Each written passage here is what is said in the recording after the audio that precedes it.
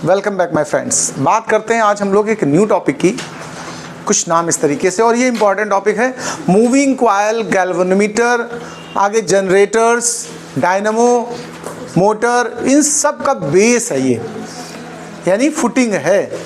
Alternating current जो बनेगी, आगे इंडक्शन होगा, सब में ये चीज़ यूज होती है।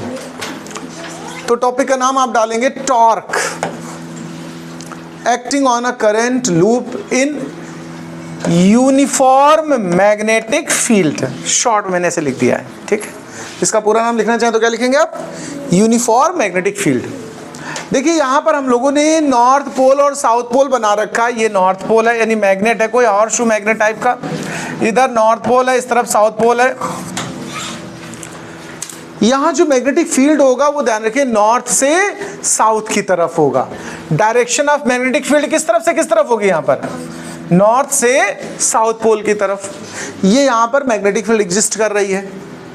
इस फील्ड के अंदर एक हमने रेक्टेंगुलर ब्लॉक या फ्रेम, रेक्टेंगुलर फ्रेम है यहाँ पर, ध्यान रखिएगा, रेक्टेंगुलर फ्रेम, आर्मेचर कह सकते हो। इसका नाम है PQRS। ये यहाँ पर ऐसे प्लेस किया गया है। इसमें करंट पास हो रही है I एम्पियर की। करंट कितनी पास हो रही है? Current passes I ampere. I ampere के ऐसे देखो सर्कुलेशन करंट का है। मैग्नेटिक फील्ड हो गया, करंट हो गया, ठीक है। हम लोग यहाँ बात करते हैं फोर्स। देखिए टॉर्क का मतलब क्या होता है मैं ये भी बता दूं, सेंस। टॉर्क हमेशा वहां काम करेगा जहां कपल ऑफ फोर्स काम करता है। कपल ऑफ फोर्स मतलब pair of force, they are equal in magnitude but opposite in direction. आपने बाइक का हैंडल घुमाया कभी? तो एक फोर्स हम आगे की तरफ और दूसरा हैंडल पीछे की तरफ खींचते हैं। स्टीयरिंग ढक्कन खोलते हो कि नहीं, बताओ? तो टू फोर्स काम करते हैं कि नहीं करते, बताओ? जहाँ रोटेशन हो रहा है वहाँ कपल ऑफ फोर्स है। कपल ऑफ फोर्स है तो टॉर्क है, ठीक है। वही कैलकुलेशन करनी है हमें टॉर्क की। अभी हम बात करते हैं फोर्स की। किसकी बात कर रहे हैं अभी? तो फोर्स की बात कर रहे हैं, ठीक है। यहाँ पर करंट, जैसे इस आर्म की बात करें हम, देखो इन आर्म PQ। आप PQ को ऑब्जर्वेशन में लीजिए पहले। अगर हम PQ को ऑब्जर्वेशन में लेते हैं, ठीक है, करंट ये अपवर्ड जा रही कि नहीं जा रही, बताओ? डायरेक्शन ऑफ करंट हमें पता है कि नहीं पता, बताओ? फील्ड किधर से किधर है? नॉर्थ पोल से साउथ पोल। टू डायरेक्शन हमारे पास नोन है, बचा क्या? फोर्स। आओ फोर्स की डायरेक्शन पता करते हैं। वो कैसे पता करते थे? पीछे पढ़ाया मैंने, फ्लेमिंग का लेफ्ट हैंड। लेफ्ट हैंड ऐसे करेंगे, सब लोग कर लो। ये क्या बता रहा होता है? बच्चा। ये क्या है? मम्मी। ये है क्या? पापा। तो यहाँ बच्चा है, मम्मी है, पापा को ढूंढना है, ठीक है। यदि करंट है, मैग्नेटिक फील्ड है। मैग्नेटिक फील्ड ऐसी है और करंट ऐसी है। देखो ध्यान से देखना, फील्ड नॉर्थ टू साउथ है, करंट ये, तो फोर्स इनवर्ड हुआ कि नहीं हुआ, बताओ? Inward to the paper plane. ये फोर्स किधर को है? इनवर्ड। इसीलिए मैं थोड़ा स्लैंट एरो बनाया है। तिरछा एरो बना कि नहीं बना? अगर ये ऐसी सिचुएशन में होता है, ऐसे सपोज करो, देखो जैसी सिचुएशन में वैसे फोर्स की डायरेक्शन पलटती चली जाएगी। ऐसे इसमें देखोगे, अगर ये फोर्स इनवर्ड है तो ये फोर्स कैसा होगा? आउटवर्ड होगा कि नहीं होगा, बताओ? ये दोनों फोर्स इस फ्रेम पर एक्टिवेट हो रहे हैं कि नहीं हो रहे हैं, बताओ? तो अगर कोई ऐसे फ्रेम हो चार कोने का, ऐसे ऐसे सपोज करो, कैसे कैसे, ये फ्रेम है, करिया वाला फ्रेम देख लो। ये फ्रेम है, ध्यान से देखना, 1 2 3 4 पूरी साइड आ गई PQRS। यहाँ पर इसमें एक फोर्स अंदर को लगाया जाए, सपोज करो एक फोर्स यहाँ से, तो ये ऐसे रोटेशन स्टार्ट होगा कि नहीं, बताओ? ऐसे ये अंदर को खींच रहा है, ये इधर को खींच रहा है, तो यूं रोटेशन हुआ। फिर इसके बाद इसमें फोर्स इधर काम करेगा, इधर काम करेगा, चेंज हो जाएगी डायरेक्शन।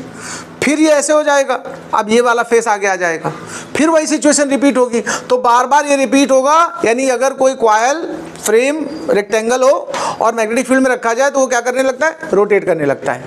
इसको रोटेट कराने के लिए जो टॉर्क जिम्मेदार है, हमें उसकी कैलकुलेशन करनी है। तो देखिएगा, हम कहेंगे इन arm PQ force F acted perpendicular inward vertically while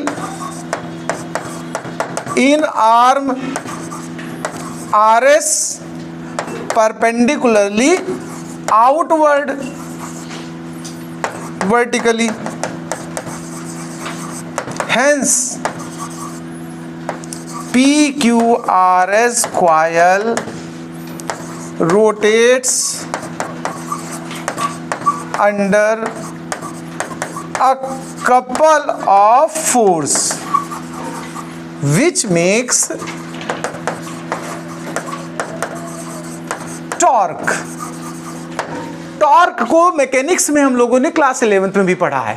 torque का फार्मूला क्या होता है, डेफिनेशन क्या होती है, उस पर भी बात कर लेते हैं। If any object free to rotate about its axis then the product of the force and the perpendicular distance is known as torque. Torque चाहिए तो दो फोर्स हैं कपल के कि नहीं, इक्वल है, उनमें से एक फोर्स उठा लो और दोनों के बीच का परपेंडिकुलर डिस्टेंस उठा लो, वही हमारी टॉर्क की कैलकुलेशन है। यहाँ टॉर्क की कैलकुलेशन करने के लिए हमने ये देखिए इसका ये हिस्सा यहाँ पर अलग से रिप्रेजेंट किया, ध्यान से सुनना। मैंने अप डाउन लिख दिया, अप का मतलब हो गया ये इस तरफ अंदर और ये इस तरफ बाहर, ऐसे समझ लो। तो ये हिस्सा देखना, ये ब्रिथ है, ये वाली ब्रिथ को बी लिखा है, यहां से यहां तक की टोटल डिस्टेंस क्या है, ब्रिथ का काम करेगी, ये ब्रिथ है, ठीक है। अभी अगर हम इन दोनों के बीच का देखिए फील्ड बी और ये बी के बीच को एंगल हमने इसको थीटा लेट कर लिया, क्या लेट कर लिया। तो अगर ये लाइन ऑफ एक्शन देखा जाए और ये लाइन ऑफ एक्शन देखा जाए तो इनके बीच की जो परपेंडिकुलर डिस्टेंस होगी यही तो होगी। अगर ट्रायंगुलर हिसाब से बनाओ तो ये बी साइन थीटा बन के आएगा। तो हम जब टॉर्क की कैलकुलेशन करेंगे तो कुछ इस तरीके से करेंगे। अब हम टॉर्क निकालेंगे, हम क्या निकालने वाले भाई साहब, टॉर्क। टॉर्क की कैलकुलेशन के लिए हम कैसे करने वाले हैं इस पे बात करते हैं। हाँ, गेट बंद कर दो। टॉर्क की कैलकुलेशन की बात करेंगे तो सुनिए, पहले तो फॉर्मूला लिखते हैं जैसा कि हमने मैकेनिक्स में सीखा है। हम कहेंगे torque is equal to force into perpendicular distance. ये दो फोर्स है हमारे पास, अपोजिट डायरेक्शन में है। इनमें से कोई एक फोर्स उठाएंगे और जो परपेंडिकुलर डिस्टेंस है बी साइन थीटा, ये लिखेंगे। फोर्स इस वायर पे जो काम कर रहा होगा वो कितना होगा जरा समझना। आई करंट है, इस वायर की लेंथ कितनी लेट की है, एल, बोलो। तो हम कह सकते हैं current carrying conductor placed inside magnetic field, उस पर फोर्स होता है आई बी एल साइन थीटा। यहाँ का थीटा 90 है, बी और एल के बीच का। बी ऐसे लगा देखो आर पर, और एल कैसा है, ऐसा है, तो वो थीटा कितना है, 90 डिग्री है कि नहीं, बताओ। तो हम जब ये एफ रखेंगे तो आई बी एल साइन 90 रहेगा ये वाला, और ये वाला बी साइन थीटा आ जाएगा। हालांकि एक साइन थीटा इंक्लूड हो गया आगे, वो अलग बात है, चाहे जैसे समझ लो।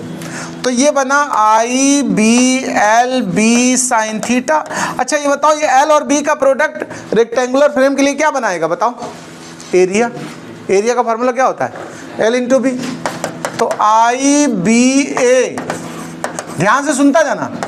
टॉर्क का सिंबल क्या होता है भाई साहब, टाउ। टाउ कह सकते हो, ताऊ जी हैं तुम्हारे, नमस्ते करो सब लोग, ठीक। तो tau is equal to I B A sine theta बना। ये लूप अगर सिंगल है तो ये है, और सपोज करो there are many turn in this loop. देखो कई बार ऐसे वायर को लपेट के टॉर्क बनाया जाए लूप हमारा, देखो। तो अगर एन टर्न होते, भरते हो ना मोटर, ऐसे ऐसे घुमा घुमा के भरते हो, वही मोटर भरना मतलब ये फ्रेम बनाना। नहीं सुना, उसमें पंखे मोटर भरी होती है, भरने का मतलब क्या होता है, वायर को लपेटा जाता है। तो हम कहेंगे if there are N number of turns, if there are N number of turns. ध्यान से सुनना, बहुत मजेदार बातें चल रही हैं और ये बहुत इंपॉर्टेंट टॉपिक है आगे के चैप्टर्स के लिए। तो फिर टॉर्क का फार्मूला क्या तैयार हुआ, बताओ, एन से मल्टीप्लाई हो जाएगा कि नहीं, बताओ। अब मेरी बात बहुत गौर से सुनने वाले हैं आप लोग। रिजल्ट आ गया है, इसको हम इस स्टाइल से लिखेंगे। पहले थोड़ी जगह खाली करें, मेरे पास जगह की थोड़ी समस्या हो जाती है। अब हम इसको ऐसे लिखेंगे, देखो कैसे लिखेंगे इसी फार्मूले को। देखो दोबारा से हम लिख रहे हैं, आप लोग गौर से सुनिएगा केवल। टाउ इज इक्वल टू, देखो इसमें बी है कि नहीं है, बताओ सब लोग। बी है मैग्नेटिक फील्ड, आई है करंट, नंबर ऑफ टर्न है, एरिया है, यानी अगर ताऊ जी तुम्हारे घर आए हैं तो वो साइन थीटा को लेकर नहीं आए, मतलब बिना साइन थीटा के आ गए। किसके आ गए? तो टॉर्क का फॉर्मूला क्या तैयार हुआ? बिना साइन थीटा। टॉर्क कैसा होता है? बिना साइन थीटा। ताऊ जी कैसे होते हैं? बिना साइन थीटा आते हैं। ठीक, तो टॉर्क का फॉर्मूला क्या बना? बिना साइन थीटा। इसमें कोई दिक्कत किसी को? अभी इसको हम लोग थोड़ा मॉडिफाई करना चाहते हैं, ध्यान से सुनते जाइएगा, बढ़िया टॉपिक है, अच्छे से तैयार कर लीजिएगा। बट इन इलेक्ट्रिक फील्ड अगर हम बात करते हैं, या ऐसा ही फार्मूला कहीं हमने इलेक्ट्रिक फील्ड में पढ़ाया, देखो। बट इन इलेक्ट्रिक फील्ड में टॉर्क क्या होता था, किसी को याद है? P E sine theta. क्या? ठीक है, पीई साइन थीटा। गौर से सुनिएगा, अगर हम इन दोनों को कंपेयर करने पे उतारू हो जाएं तो साइन थीटा से मैच कर रहा कि नहीं कर रहा है? बहुत आराम से समझना, बढ़िया बात हो रही है। ध्यान से सुनिए, ई क्या था यहाँ? Electric field. यहाँ मैग्नेटिक फील्ड कौन है? बी। यहाँ पी क्या था, आप बताओ? क्या था? Dipole moment, electric dipole moment. याद आया? पी को क्या बोलते थे? फिर से बोलो, इलेक्ट्रिक डाइपोल मोमेंट। यहां पी को रिप्लेस करने के लिए कौन सी चीजें रखी वो तो? यानी हम कंपेयर करें अगर, तो हम कह सकते हैं, देखो, आई एन ए, बोलो, इन प्लेस ऑफ पी। अब यहाँ पी तो नहीं लिखने वाला हूं मैं, तो सिंबल बदलना है मुझे, तो हमने इसको क्या ले लिया, एक नाम एम। क्या नाम ले लिया? अपने मन से कोई सिंबल देना था मुझे। अब इस एम को क्या बोला जाए? जैसे पी को क्या बोलते थे? Electric dipole moment. तो फिर एम को क्या बोलना चाहिए? Magnetic dipole moment. बोलो भाई, क्या बोलना चाहिए? Magnetic dipole moment. तो हम कह सकते हैं इस जगह कंक्लूजन जो हमारा तैयार हुआ, ध्यान से सुनना मेरी बात, the magnetic dipole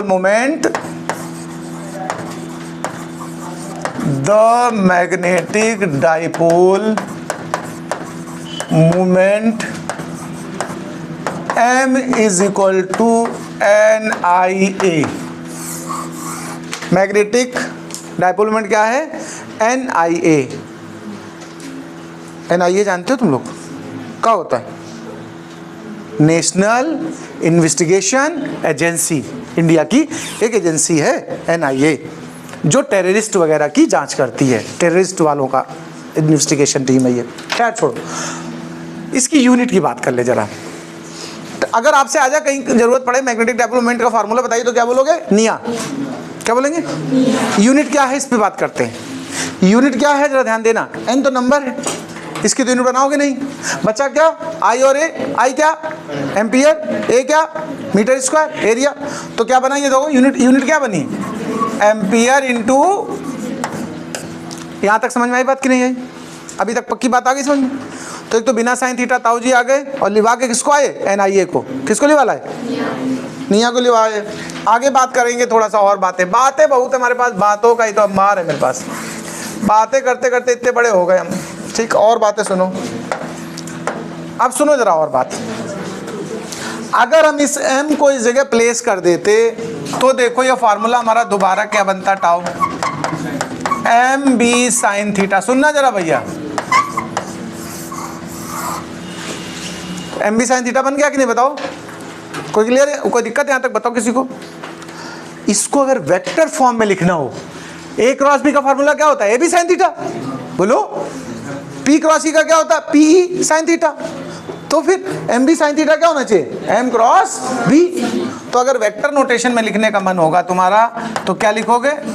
M cross B। यहां तक कोई समस्या बताओ? टॉर्क की यूनिट क्या होती है? बहुत लोग का इसी में समस्या में फंस जाए। टॉर्क की भी तो यूनिट डालनी है भैया हमको। टाउ का फार्मूला इनिशियली क्या था? F into D. क्या था? F इंटू डी मतलब फोर्स इंटू डिस्टेंस, डिस्प्लेसमेंट। तो न्यूटन इंटू मीटर या जूल। न्यूटन मीटर क्या होता है? जूल। कहीं कहीं आपको न्यूटन मीटर मिलेगा लिखा हुआ, तो कहीं कहीं जूल भी लिखा मिल सकता है। इसमें टेंशन ना सोच लीजिए ना, वर्क कहाँ से आ गया, जूल ही लिखते प्रोडक्ट को। तो ये बताओ, इतना समझ में आया मैटर? अभी और बातें करने वाला हूँ डायरेक्शन वगैरह की, इतना नोट करो फिर हम आगे बात करते हैं। क्या तुम लोग नोट? देखिए अब इतना सब हो गया है तो थोड़ा और ले लो भाई, टेंशन में नहीं आना, बिल्कुल आराम से। अच्छा एक बात सुनो, ये जो m है ना, इसकी डायरेक्शन किधर होती है, मैं इस पर थोड़ा बात करता हूँ। डायरेक्शन ऑफ m अगर आपसे पूछा जाए तो आप क्या बताएंगे? सुनिए, डायरेक्शन ऑफ m, अगर सपोज करो मैं ना बताता और एग्जाम में आपके आ जाता कि डायरेक्शन ऑफ m बताइए, और मैं सपोज करो ना बता पाता, तो अब बात आई आपको अपना IQ लगाने की। क्या बात आई? IQ लगाओ। m किसकी जगह आया है, किसकी, कौन किससे कंपेयर कर रहा है? p से। p क्या था? Electric dipole moment. m क्या है? Magnetic dipole. अब मुझे p की डायरेक्शन बताओ। ये तुमने डिस्कस की है, कैसी थी? निगेटिव से पॉजिटिव, इलेक्ट्रिक फील्ड से उल्टा। बोलो P की डायरेक्शन कैसी होती थी? निगेटिव चार्ज से पॉजिटिव चार्ज, यानी जैसी E होती पॉजिटिव से निगेटिव, E से उल्टा P होता है, तो यहाँ M किसका उल्टा होगा? B का। B किधर से किधर है? नॉर्थ पोल से साउथ पोल, तो इसका डायरेक्शन किधर होगा? South to north. क्या होगा भाई साहब? साउथ टू नॉर्थ, ये इसकी डायरेक्शन होगी, साउथ टू नॉर्थ। बताओ इसमें कोई समस्या? एक और बात यहाँ पर हमें बतानी, डिस्कस करनी है। ये जो कंडीशन है टॉर्क की, जैसे मैक्सिमम मिनिमम टॉर्क कोई तो बता दोगे, आपको समस्या नहीं होगी। कैसे नहीं समस्या होगी भाई? साइन थीटा पर डिपेंड करेगा। देखो अगर मैक्सिमम टॉर्क है तो साइन थीटा 1 होना चाहिए। बोलो भाई। बट यहाँ पर जो हम सिखाने वाले हैं, ये इक्विलिब्रियम की बात करते हैं। दो तरह का इक्विलिब्रियम आता है यहाँ पर। एक होता है स्टेबल इक्विलिब्रियम। कैसा होता है? ध्यान से सुनना जरा बात को। एक क्या होता है? स्टेबल। फॉर स्टेबल इक्विलिब्रियम अगर आ जाए तो थीटा 90 होना चाहिए। कितना होना चाहिए? एक सेकेंड। थीटा 0 कितना? स्टेबल इक्विलिब्रियम में थीटा 0। और सेकेंड कंडीशन अनस्टेबल। दो तरह के इक्विलिब्रियम होते हैं, 90 की बात अभी हम करेंगे। और अगर कभी पूछा जाए अनस्टेबल तो थीटा 180 रहेगा। क्या रहेगा भाई साहब? ये टू कंडीशंस पहले। ये इक्विलिब्रियम है दो तरह के, स्टेबल और अनस्टेबल। और जब थीटा 90 हो जाएगा तो नॉन इक्विलिब्रियम होगा। वो क्या कंडीशन होगी? देखो ध्यान देना, टोटल 3 कंडीशंस हैं यहाँ पर। मोस्टली ये 2 पूछी जाती। कौन कौन सी? स्टेबल इक्विलिब्रियम और अनस्टेबल। 2 इक्विलिब्रियम है और एक होता है नॉन इक्विलिब्रियम। जब इक्विलिब्रियम बनेगा ही नहीं। नॉन स्टेबल और स्टेबल इक्विलिब्रियम के 2 कैटेगरी हैं, और इसको हम बोलेंगे नॉन इक्विलिब्रियम। तब थीटा क्या रहेगा? 90। सेंस क्या है इसको समझ लो। अगर ये इसका जो डायरेक्शन है, ध्यान रखिएगा, एरिया वेक्टर का और बी का, अगर ये दोनों आपस में पैरेलल हो जाएं, क्या हो जाए?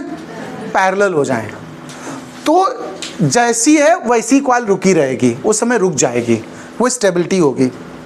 अगर एंटी पैरेलल हैं तो भी रुकेगी जब तक कुछ कंडीशन चेंज ना हो।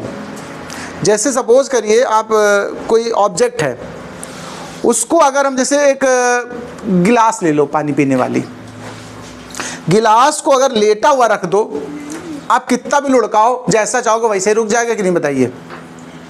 गिलास को अगर लेटा हुआ हो, लेकिन अगर स्टैंडिंग पोजीशन में रख दो तो थोड़ा सा भी इधर उधर डिस्टर्ब करो, गिर पड़ेगा कि नहीं गिर पड़ेगा? लेकिन है तो इक्विलिब्रियम ना। तो जो लेटी हुई सिचुएशन थी वो कैसी थी? स्टेबल, स्टेबिलिटी है। उसमें कुछ चेंज भी करो तो फिर से वही अटेंड कर लेगी। जैसे कुछ टॉयज आते हैं नीचे, हैवी बहुत होते हैं, भरे होते हैं एयर से, उनको लुढ़का भी दो तो फिर से वापस स्टैंडिंग आ जाते हैं कि नहीं आते हैं? उसको बोलते हैं स्टेबल।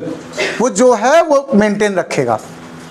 अनस्टेबल में क्या है कि उस समय तो रुका हुआ है अपनी जगह पे, लेकिन जरा से उसमें चेंज करो। जैसे इसको हम बैलेंस करें सपोज करो अपनी फिंगर पे, तो ये मार्कर कहीं ना कहीं एक जगह आकर के ये बैलेंस तो हो जाएगा, देखो। लेकिन उससे थोड़ा सा अगर इधर उधर स्लाइड कर दें तो क्या रुकेगा? क्या ये इक्विलिब्रियम तो है, लेकिन ये कैसा है? अनस्टेबल है। ठीक। और नॉन इक्विलिब्रियम का मतलब होता है जहां रुके ही ना, कभी आए तो मोमेंटरली, लेकिन उसे चेंज करना ही कंपलसरी है, तो उसको हम क्या बोलेंगे? Non equilibrium. ठीक है, तो 90 के लिए ये नॉन इक्विलिब्रियम होता है। चलिए ये टॉपिक फिनिश हुआ, अगले टॉपिक पे मिलेंगे फिर से। नमस्कार।